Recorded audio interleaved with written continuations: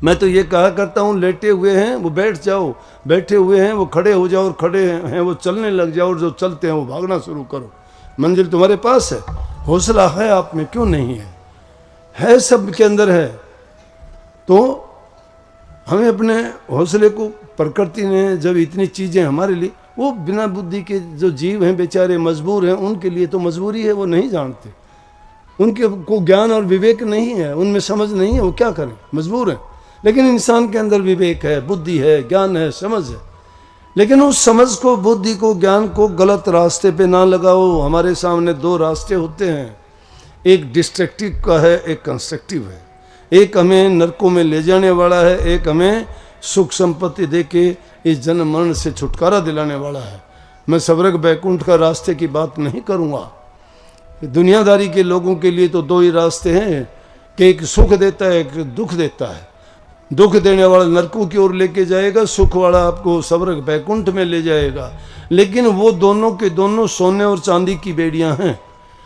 जो नरकों में जाने वाली वो नरकों की बेड़ियां हैं। जितनी अवधि की सज़ा नरक की मिलती है, ये जीव भोगता है और वापिस आ जाता है, फिर इस मृत्यु मंडल में फिर किसी न किसी योनि का रूप धारण करके फिर उसी बंधन में बंध जाता है। लेकिन दूसरी तरफ ये अगर परोपकार के, भलाई के, नेक कर्म, दान पुण्य के काम करता है, तो क्या होता है कि वो सोने की बेड़ियां हैं, स्वर्ग और बैकुंठ की चाहना करता है। उन नेक कर्मों के कारण इसको स्वर्ग बैकुंठ मिल जाएगा, लेकिन उसकी भी अवधि निश्चित होगी कि वो कितने समय के लिए आपको वहाँ रहना है। जब वो अवधि पूरी हो जाएगी, वो अवधि पूरी होने के बाद में फिर जो है इस मृत्यु मंडल में भेज दिए जाओगे, और फिर वो यहीं पर फिर अपना कर्म नया बना लोगे, जिसके कारण उस कर्म को करते ही कर्म फल भोगने के लिए आना जाना माला की तरह से रेट जैसे फिरता है, उसकी तरह से कभी रीते कभी भरे हुए इस दुनिया में ही चक्कर काटते रहोगे, कभी किसी योनि में, कभी किसी योनि में। लेकिन आप जिस जगह पे बैठे हो, जो सत्संग आप सुन रहे हो, ये सत्संग आपको स्वर्ग बैकुंठ के बगीचे और खुशियाँ देने वाला नहीं, ये इसे जीव की मुक्ति करवाने वाला है। मुक्ति का मतलब है कि इस संसार में दोबारा हम आए ही नहीं। किसी भी योनि में अपने कर्म के ऊपर फुल स्टॉप, ब्रेक यहीं पे लगा दें। कर्म जैसे कहा ना, नेकी कर दरिया में डाल, कर्म करते जाओ, लेकिन उसे कर्म फल के इंतजार। हमारी गीता का संदेश यही है, जो विश्व प्रसिद्ध गीता का उपदेश है, उनमें श्री कृष्ण जी ने यही कहा कि कर्म करो लेकिन फल के इंतजार ना करो। ये ना सोचो मैंने ये कर्म किया है तो उसे कर्म का मुझे फल नतीजा मिले, नहीं। ये नतीजे तो दुनियादारी की चीज़ों के लिए है। विद्यार्थी परीक्षा देता है, उसको नतीजे की है आस। कोई नौकरी पेशे के रोजगार के लिए देता है, परीक्षा देता है, इंटरव्यू देता है, तो उसको उसकी इंतज़ार है, उसको चाहिए, उसको उसका परिणाम चाहिए, क्योंकि दुनियादारी की ज़रूरत की चीज़ें हैं उसकी, ये जीवन यापन की चीज़ें हैं। लेकिन ये भक्ति के रास्ते में जो हमने ये जीवन अपनाया है, इसमें जो कर्म करते हैं, जो सुमन भी 3 प्रकार का है, उनमें इस चीज़ को आगे रख के कभी ना करो कि इसका मुझे फल मिले, नहीं। मुक्ति की नहीं चाह, मन में भक्ति प्यारी लाग, हमें सिर्फ भक्ति प्यारी लगनी चाहिए, मुक्ति की चाह तक भी हमें नहीं रखनी चाहिए। इसलिए इसको सबसे ऊंचा दर्जा दिया गया है। और उस दुनिया में जहाँ कहीं भी देखोगे, जहाँ कहीं भी देखोगे, आपको हर चीज़ संदेश देने के लिए तैयार है। दत्तात्रेय जी की कहानी प्रसिद्ध है दुनिया में कि उन्होंने 24 गुरु बनाए। जो 24 गुरु बनाए, उनमें से आप कहोगे 24? आप तो बार बार समझाते हो कि सतगुरु एक होता है, सतगुरु एक होता है, पतिव्रता का पत्नी एक होता है, हैं? तो अनेक गुरु कैसे काम करेंगे? गुरु की बात की है मैंने, सतगुरु की बात नहीं की। सतगुरु एक ही होता है, लेकिन गुरु अनेक हो सकते हैं। गुरु हमें जिस काम की, कारोबार की चीज़ की जानकारी देता है, ज्ञान देता है, वो गुरु है। और वो जानकारी हम जन्म से लेकर मरण तक किसी दूसरे से लेते रहते हैं। अनेकों जानकारियाँ हमें प्राप्त कर रहते हैं, वो तरीका तो कभी वो चलता रहता है वो काम। तो कितने लोगों के हम गुरु होते हैं, कितने हमारे होते हैं। कितने लोग काम सीखते हैं, अनेक प्रकार के काम हैं, उन कामों को किसी से सीखते हैं तो वो उसका उस्ताद कहो, गुरु कहो, उसका समझाने वाला कहो, रास्ता दिखाने वाले कहो, वो गुरु है। लेकिन जो हमें भक्ति सिखाता है, प्रभु से मिलने का रास्ता बताता है, वो गुरु नहीं है, वो सतगुरु है। वो सत्य का ज्ञान देते हैं, वो हमें मुक्ति के मंजिल पर पहुंचाते हैं।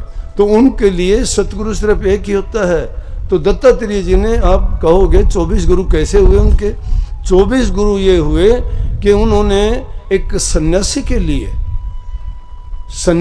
लिए कहा कि जो हालात उन्होंने देखे उसी को गुरु मान लिया। पृथ्वी को देखा, कोई इसको तोड़ता है, कोई पाटता है, कोई मिट्टी कहीं से उठाता है, कोई पत्थरों को उठा ले जाता है, क्या क्या करते हैं इसके साथ। इसीलिए कही भी है कि खोद खाद धरती सह, काट बाट बन रहा, कटु बचन तो सज्जन शहर और से सया नहीं जा। उन्हें कहा कि पृथ्वी गुरु है, मेरा पहला गुरु है। इससे मैंने सीखा कि कोई कुछ भी कर ले, खोदो पाड़ो बो, इसको यहाँ से वहाँ, वहाँ से वहाँ, कुछ भी कर दो, क्या क्या नहीं करते रहते इसी में, सब कुछ इस पे करते रहते हैं, लेकिन इसको कोई परवाह नहीं। तो वो कहते हैं सन्यासी को ऐसा होना चाहिए कि उसको कोई बुरा कहे, भला कहे, उसके साथ उसे दुख दे, तकलीफ दे।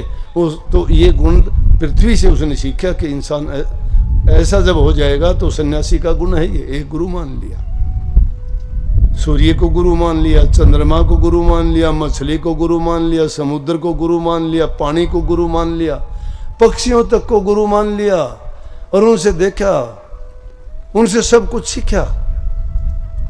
उन्होंने सारी चीजें कि त्याग कैसा होना चाहिए, लोभ लालच नहीं करना चाहिए, किस चीज में आके फंसते हैं। कितने कई भोरे को देख के उन्होंने बहुत अच्छी बात बता दी, प्रेम बता दिया उसमें कि मैंने प्रेम सीखा, भोरे से सीखा। किस प्रकार से कि भोरा फूलों को देख के उन पर मंत्र मुग्ध हो जाता है और जाके वो कमल के फूल पे बैठ जाता है। बहुत सुंदर फूल है, उसके ऊपर बैठने के बाद में उसको परवाह नहीं रहती मैं कहाँ हूं, भूल जाता है, मस्त हो जाता है। वो फूल रात शाम के टाइम बंद हो जाता है, वो उसी में बंद हो जाता है। सुबह को मरा हुआ निकलता है, मर जाता है उसमें। क्या शिक्षा ली उन्होंने? वो भोरा अगर चाहे तो लकड़ी में छेद करके बाहर निकल सकता है, ये शक्ति है उसमें।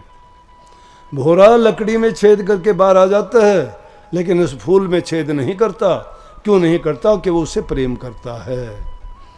तो इसलिए जिससे जो प्रेम करता है, उस प्रेम में उसको किसी प्रकार का वो दुख नहीं देना चाहता। बोला कि ये ज्ञान मैंने भौरे से लिया, इसलिए भौरा मेरा गुरु है।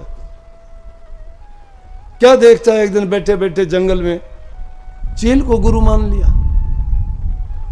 एक चील कोई मांस का टुकड़ा लिए हुए जा रही थी, दूसरी चीलें उसके पीछे पड़ गई, 10-12 उसके पीछे पड़ी हैं। आकाश में ही वो देखता है तमाशा, कोई उसको चोंच मारती है, कोई उसकी पंख पकड़ के खींचती है, उसको बुरी तरह से घायल कर देती हैं, और वो आगे आगे उड़ती जा रही है, पीछे पीछे वो उड़ती जा रही है। किसके लिए? उस मांस के टुकड़े के लिए। वो छीनना चाहते हैं उससे छीनना चाहते हैं, और वो उसको बचाना चाहते हैं। आखिर उसको परेशान होके, घायल होके उसने क्या किया, वो टुकड़ा उसने छोड़ दिया। टुकड़ा छोड़ते ही वो दूसरी चील ने उठा लिया, वो उसके पीछे हो ली, उसको छोड़ दिया, वो बच गई, उसको कुछ नहीं किया उसने। दत्तात्रेय जी ने क्या शिक्षा ली उससे? कि अगर तुम कोई चीज तुम्हारे पास रखते हो, मान लिया धन है तुम्हारे पास या कोई चीज है, तो दुनियादारी के लोग तुम्हारे पीछे इस तरह पड़ जाएंगे। उसको इस तरह से त्याग दो जैसे उस चील ने त्याग दिया। तो बोला कि मैंने ये गुण उनसे ये सीखा, ये गुण मैंने उस चील से सीखा, इसलिए चील मेरी गुरु है।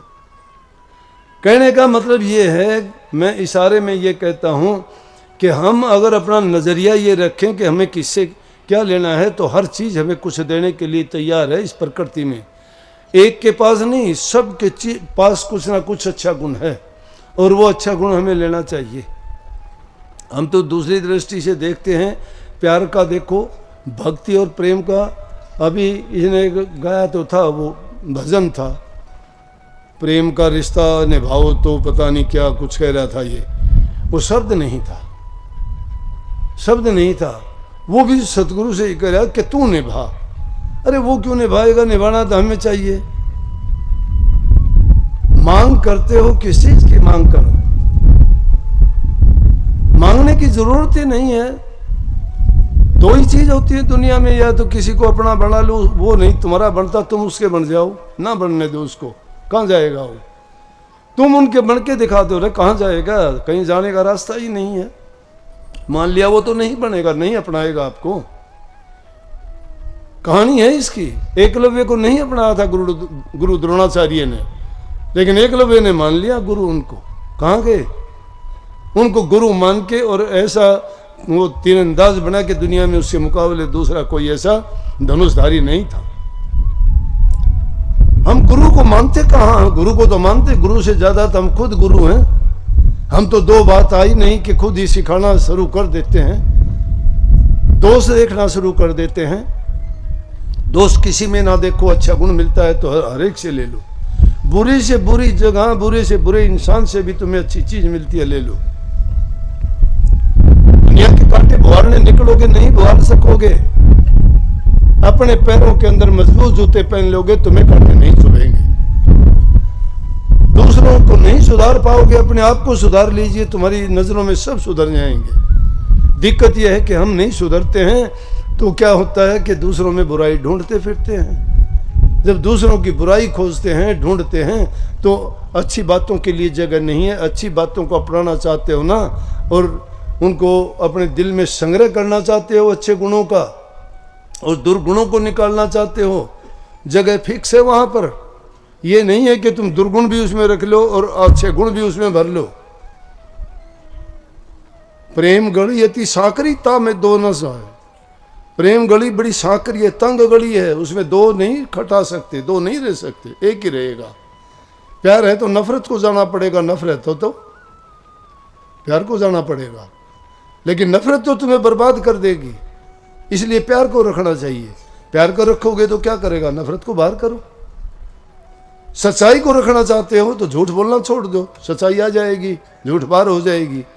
लेकिन जब तक झूठ ने पैर जमा रखे तुम्हारे हृदय में, सत्य नहीं जा सकती। कहाँ आएगी? उसकी कुर्सी पर तो वो बैठी हुई है, अपोजिशन। अपोजिशन बैठी हुई है ना। इस अपोजिशन को जब तक बाहर नहीं निकालते हो, ये बुराइयां इसी प्रकार से हमारे हृदय के अंदर सदियों से जगह बना के बैठी हुई हैं। हमारा जीवन उन्हीं के सहारे चलता है, लेकिन हम ये जानते हैं कि ये दुर्गुण हैं, ये अवगुण हैं, ये हमें बर्बादी की तरफ लेके जाते हैं, फिर भी नहीं मानते। देखते नहीं हो, शराब पीने वाला, उल्टे सीधे काम कर, जुआ खेलने वाला, मांस मछली मन खाने वाला, उनको आदत पड़ जाती है। कितने लोग आके मेरे पास भी कहते हैं क्या करूं, आदत हो गई, अब छूटनी मुश्किल है। अरे भाई छूटनी मुश्किल कैसे? तुमने लगाई थी, तेरे से छूटेगी। मेरे पास कोई ऐसा मंत्र नहीं है कि मैं तुझे मंत्र या दवाई या कोई चीज़ ऐसी दे दूं। हाँ, मैं तुझे वो मंत्र तब तो दे दूंगा, तू बुराई छोड़ते, फिर उसके बाद वो मंत्र दे दूंगा कि तुझे परमात्मा के दरबार में तेरी पेशी जरूर लग जाएगी। हाँ, नहीं तो काल के दरबार में लगानी है तो अपने आप तेरे पास तो सारा सामान मौजूद है। जब तक जो चीज़ें बुराई आपने अपनाई भी हैं तो बुराई आप छोड़ भी सकते हो। दूसरे ने, किसी ने नहीं लगाई। अगर दूसरे के कहीं अपनी, अगर तुमने अपना सारा दूसरे को ही सौंप रखा है और उसके कहे के अनुसार चलते हो, तो फिर तो जैसे भी वो तुम्हें चलाता है वैसे चलते रहो। वो बुरा चलाएगा तो बुरे हो, अच्छा चलाएगा तो अच्छा है। तो इसलिए बुरे से चलने की बजाय उस इनके पास जाइए ना, जो निस्वार्थ भाव से काम करता है, जो तुम्हारा हित चाहता है, जो तुम्हारे कल्याण के लिए ही दुख कष्ट उठाता है, जो तुम्हें सही रास्ते पे लेके जाता है, जिसका खुद का कोई हित नहीं और जो तुम्हें ही सुधारना चाहता है। ऐसा कौन है? संत हैं से। संतों का कोई हित नहीं है, वो परहित के कारण, उनको सुधारने के लिए, उनको जीवन के संवारने के लिए, उनको पापों से मुक्त करने के लिए और इंसानी चोले को सफल बनाने के लिए उनको वो ज्ञान का गुटखा देते हैं, जिसको पाके उनका जीवन सफल हो जाता है और वो दुख दर्द तकलीफों से बच जाते हैं और बार बार इस संसार में वो दुख भोगने के लिए नहीं आते। इसलिए मैंने कहा कि सत्संग जैसी चीज कोई नहीं है। सत्संग बड़ी ऊंची चीज है, लेकिन सत्संग करना आना चाहिए। सत्संग में आके भी अगर हम बुराइयों को नहीं छोड़ते हैं तो वो इस प्रकार से है कि बुराइयों को ही हम ताकत दे रहे हैं। मन के अंदर बुराई भरी पड़ी है, थोड़ा बहुत अगर नाम का सुमरण करते हो, ध्यान करते हो, अभ्यास करते हो, तो थोड़ी बहुत भी जो उनसे तुम्हें कुछ लाभ मिलेगा वो सारा बुराई ले जाएंगी, वही ताकत ले लेंगे उससे। तो इसलिए उनको ताकत देने की बजाय पहली चीज उस किसान की तरह से। आप जमींदार आदमी हो, सभी देखते हो कि कोई भी जब अपने खेत में बीज डालता है तो उससे पहले उसकी गुड़ाई नड़ाई सब कुछ अच्छी तरह से करता है। उसमें झाड़ी झंखाड़ है, पहले उनको काट के खेत को संवार के फिर बीज डालता है। तो भक्ति रूपी बीज डालने के लिए भी हमें अपने हृदय को पाक साफ और पवित्र बनाना पड़ेगा। वो पवित्र बनाए बिना, ये तो संतों की मौज है कि कुछ देखा नहीं, कुछ पूछा नहीं और सोच लिया कि चलो हम इनको नाम की बख्शिश कर देते हैं, इसका भाग जगेगा। क्या पता ये भी देखा देखी खरबूजे की तरह रंग बदल जाए, ये बुराइयों को छोड़ दे और भक्ति के रास्ते पे लग के अपने जीवन को सफल और कामयाब कर ले।